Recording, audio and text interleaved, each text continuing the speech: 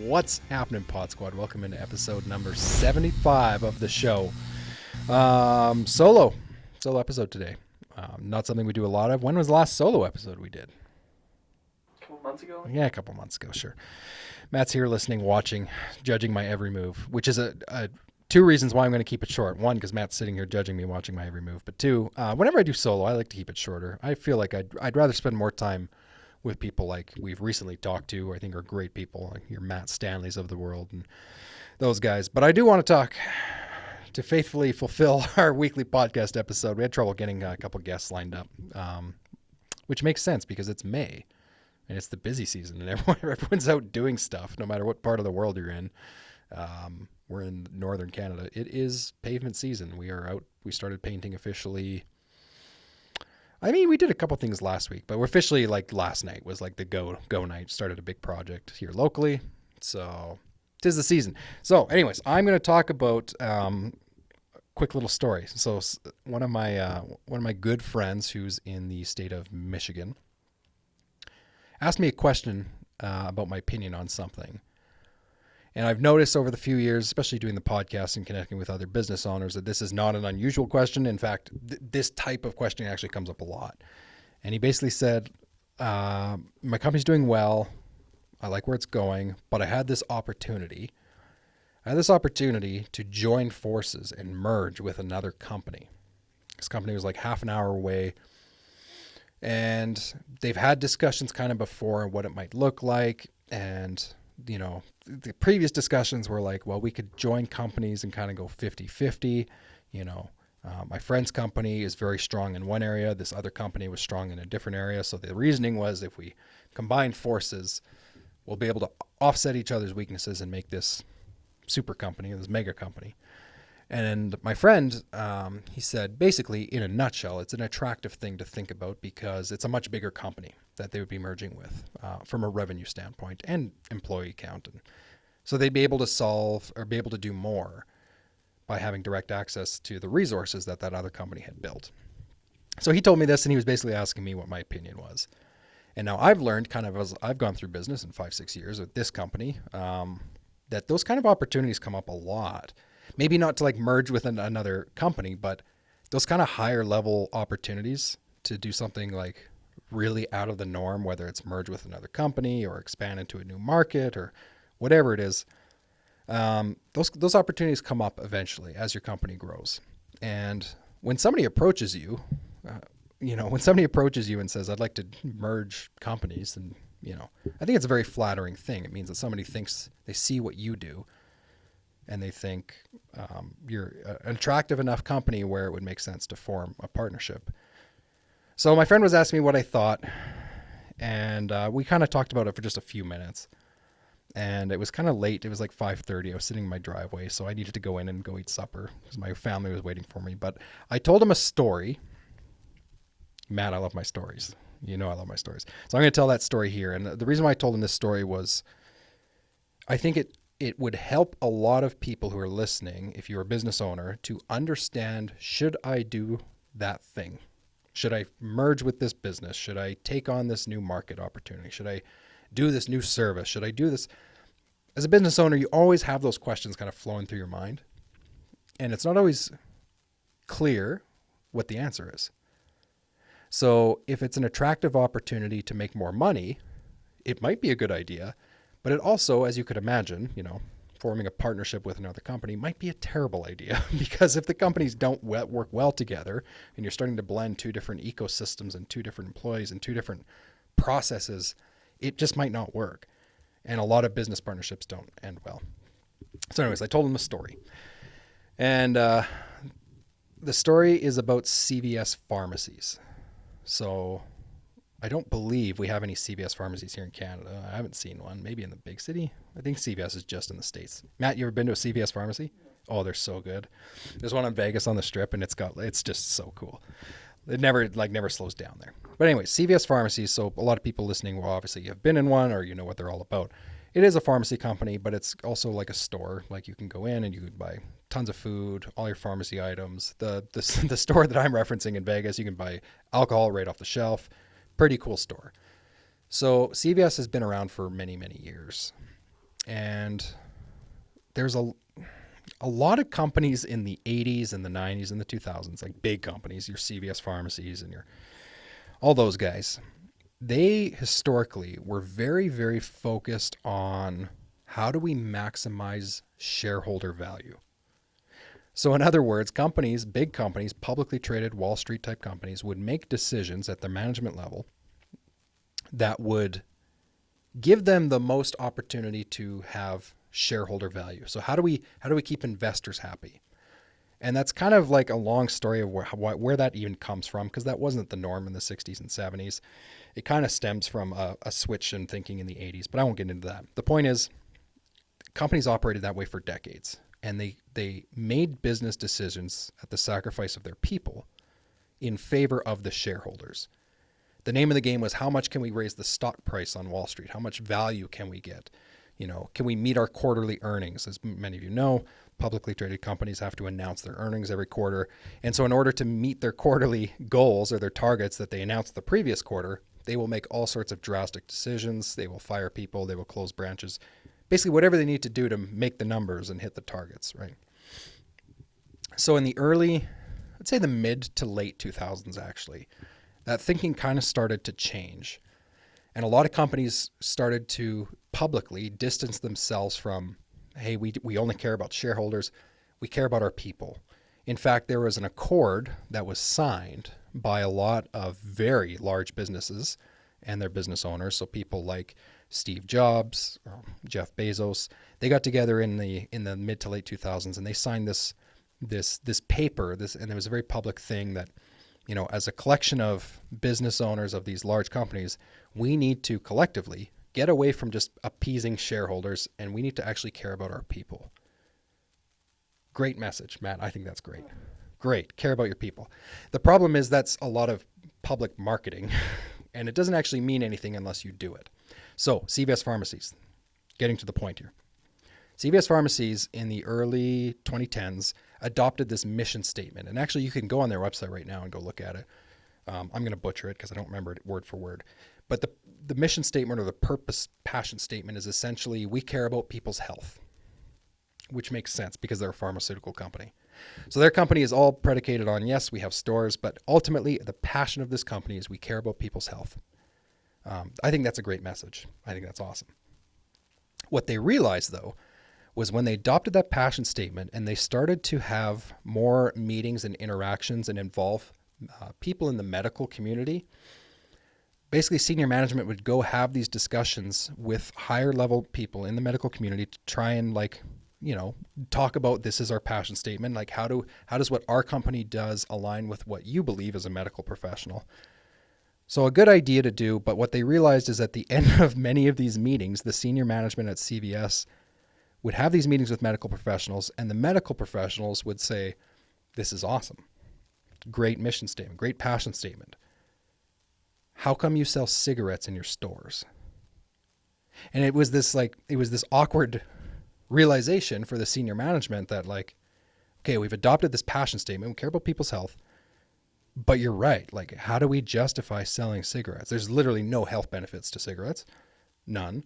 It's quite the opposite. They will kill you. They will kill you prematurely, or at the very least cause health complications. So, as I always say, Matt knows, long story short, because it's a long story. Long story short, they made a decision at the beginning of 2014, and they publicly announced in February, we're going to stop selling cigarettes at our stores.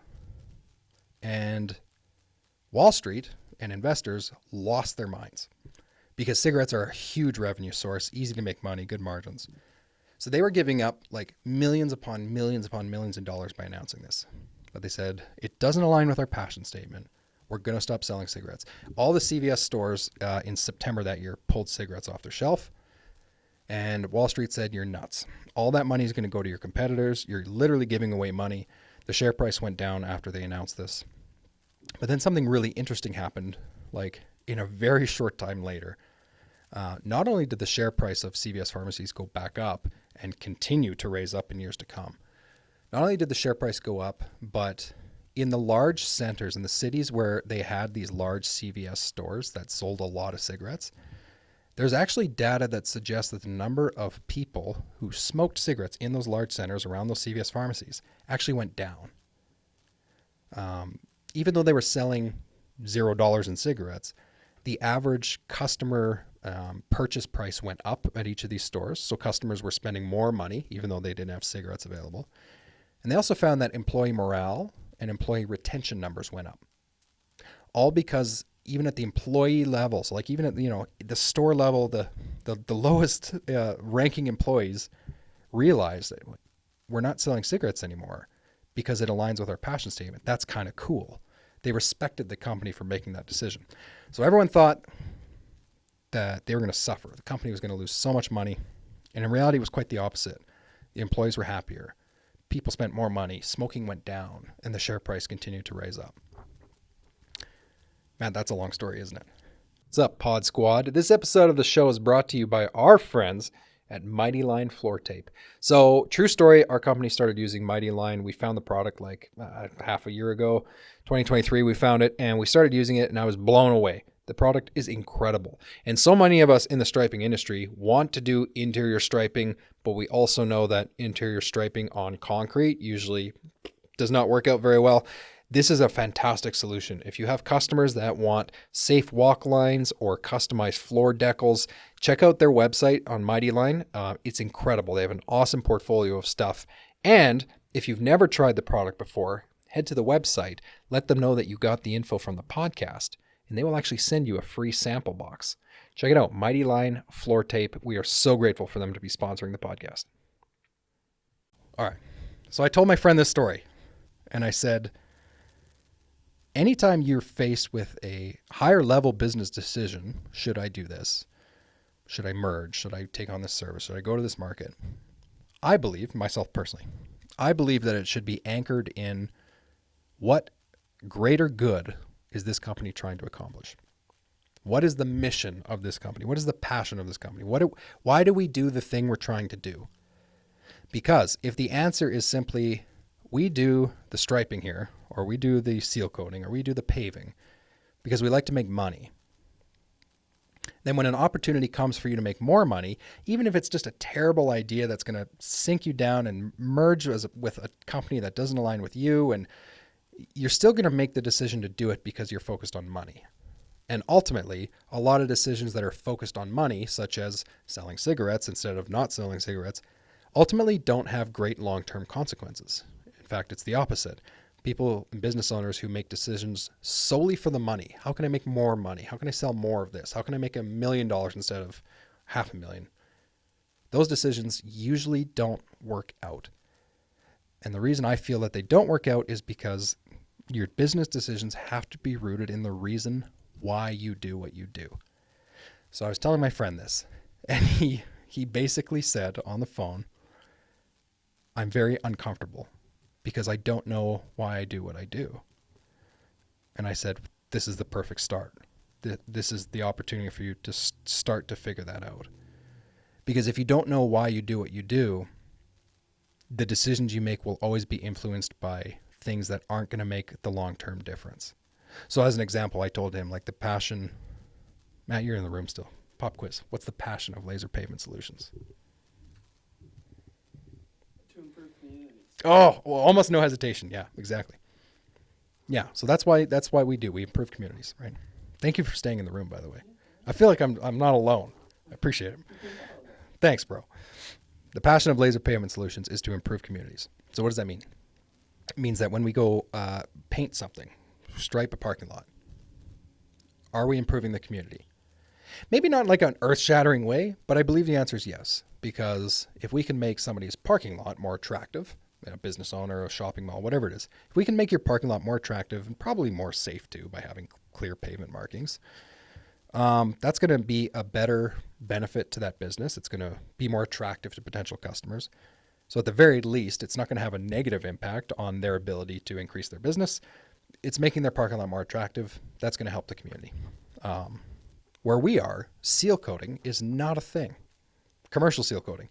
It is so uncommon where we are, which is really funny because we're in a part of the world where you should be seal coating, considering it's winter, like feels like over half the year. We have such an aggressive climate that parking lots here should be seal coated, but yet interestingly, they're not. Probably because it's logistically very hard to get product here. So our company's trying to change that. You were just working on a seal coating ad this week, right? Yeah, I think we're almost ready to put that out. And we're going to put that out locally to try to not just sell something, but actually provide a service, seal coating, to commercial parking lots that will extend the lifespan of the pavement. That's going to keep the pavement cleaner. It's going to melt the snow faster. It's going to prevent premature failure. And if we can do that, if we can extend people's lifespan of their pavement, they're going to have to repave their parking lot less, which means they're going to have to spend less money. And anytime a business spends less money because they don't have to repave their parking lot every 15 years, that money that they save can be reinvested back into their business and provide more opportunities for people, more opportunities to not raise prices, right? Especially in a shopping mall, guys, like, holy cow. A lot of people don't know this, but if you ever go stripe a parking lot that has like a mall with like 10 tenants or 20 tenants, like the tenants of those buildings pay for the services. The property manager might write you the check and say, here's your 10 grand. Thanks for striping. That 10 grand goes back to the tenants at the end of the year. And that those get adjusted with like cam rates and all sorts of technical stuff. But the point is, like, if our company can provide a service that is going to prevent the property manager from spending way more money, that's going to benefit the tenants. And if the tenants are happy and don't have to spend as much money, they can run better businesses. And then lastly, we have so much snow here. And snow removal is a funny industry. I don't know how much I've talked about it on this podcast, but definitely in our local marketing, we talk about this. Like, a lot of companies here that do snow removal just do it because they got nothing else to do, and which is fine. It's not a bad thing. Like, they have equipment, they have skid loaders, they have wheel loaders, they have plow trucks, and they have equipment that they often will use in the summer, but they don't really have a use for it in the winter. So what do? Well, you might as well go put it to use and go plow snow.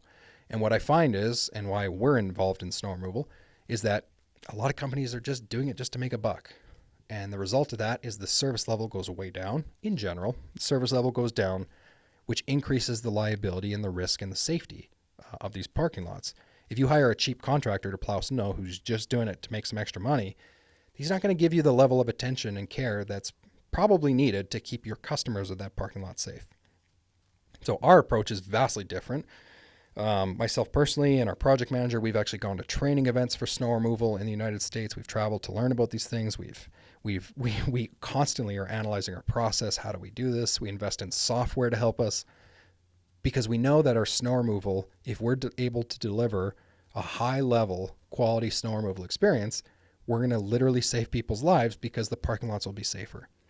True story. One of the tenants at the malls that we do plow, have you heard the story about the guy it was his mom or his aunt? I think it was his mom. His mom died? Crazy. We've been plowing this parking lot for like 3 years, and it's got like 30 tenants in it. And one of the tenants has historically demanded a high level of service from us. Like, he's kind of been all over us. Like, I know you're the parking lot contractor. Like, make sure you do really good. And specifically with shoveling sidewalks, we've kind of had a couple moments over the 3 years where we just didn't deliver the level that we needed to. Anyways, one of our technicians, our sidewalk crew members, was out there this winter, strikes up a conversation with this guy. And he was kind of expressing a little bit of frustration, like, in the past, I know you guys have had the contract here for years. The sidewalks haven't been good enough. And in the conversation, thank goodness we had a really good technician there who was able to converse with him and get this information. It turns out that this tenant said, the reason why I care so much about the parking lot and the sidewalk safety is not just because I have a business. It's because my mom slipped and fell, broke her hip, and died because of an icy sidewalk. And it dawned on me, like, holy cow. Like, the work that we do for snow removal is not just to make money. It's to keep people's lives safe. Prevent your aunt or your mom or your relative slipping, falling, sliding on an icy parking lot into a light pole, like whatever it is. So, how am I doing for time? I'm really going, you're going to go check. Thanks, Matt. I appreciate you. You're 19 minutes. 19 minutes. Okay, I said 20, so I'm going to wrap it up here. Give or take. Thank you. If you're not sure the reason why you do things for your company, that's okay. I don't think it means you failed. When I started what was then called laser line painting, there was no passion. There was no purpose. The purpose was to send invoices to people so I could make some extra money. That was the whole point of the company. Well, that's changed, and I feel like that's going to change for most companies. But where a lot of companies, especially when they get into like, 6 figures of revenue and $250,000 and $500,000, they start hiring people and they start building these teams. And even in a great culture, even in a great workplace, if it's not clear the reason why we do what we do, I think those companies are eternally going to struggle. You're not going to know which decisions to make. You probably not that you're intentionally making bad decisions, but as a business owner, you're probably going to make decisions that just aren't that great because they're not rooted in something that actually matters.